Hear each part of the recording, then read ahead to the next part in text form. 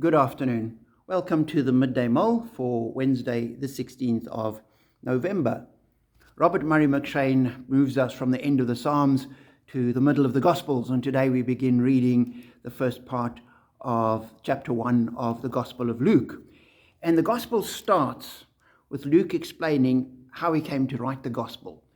And it's clear from what he says that he himself was not a disciple of Jesus. Most people think he was Greek, possibly a convert to Judaism, but he apparently never met Jesus himself.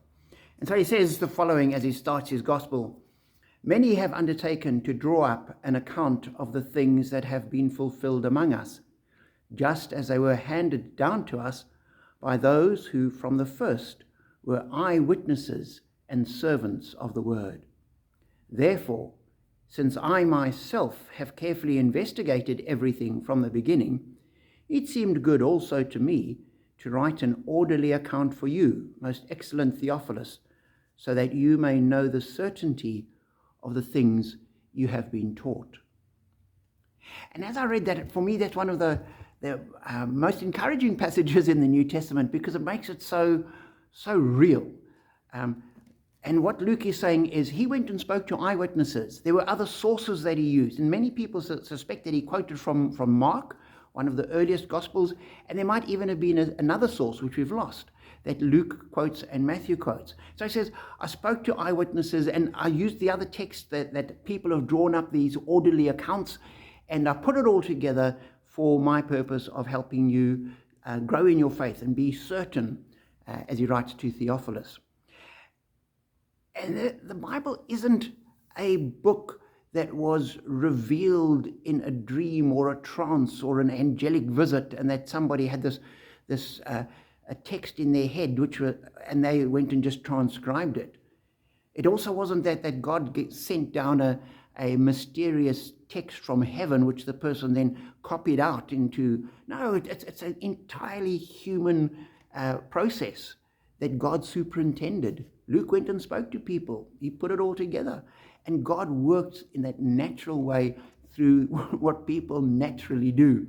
And so for me, that's an encouragement. Firstly, Luke never met Jesus. I've never met Jesus in the flesh either. Luke had to speak to other people that had seen him, the eyewitnesses, and he used what they said to ground his faith. I have to do exactly the same thing. And I used Luke's gospel. I used the other gospels because those are the people that were there, that saw Jesus, that spoke to him, that could pass that information on to us. And Luke has this desire that people will come to know the certainty of what they've been told. And as I read through Scripture, I wish people would be able to read it and grasp it and say, yes, there's something solid. There's something that I can build on. There's a certainty here. It's not mysterious. It's not airy-fairy. It's not spiritual. It's a human book.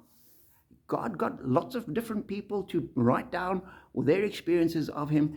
There are people that met Jesus, walked with Jesus, learned from Jesus. They recorded their experiences. It's thoroughly human, and yet through it all, behind it all, under it all, is the Spirit of God working through human actors.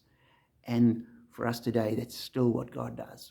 So be encouraged and challenged and built up and have your faith made more certain as you read through Luke. Be blessed.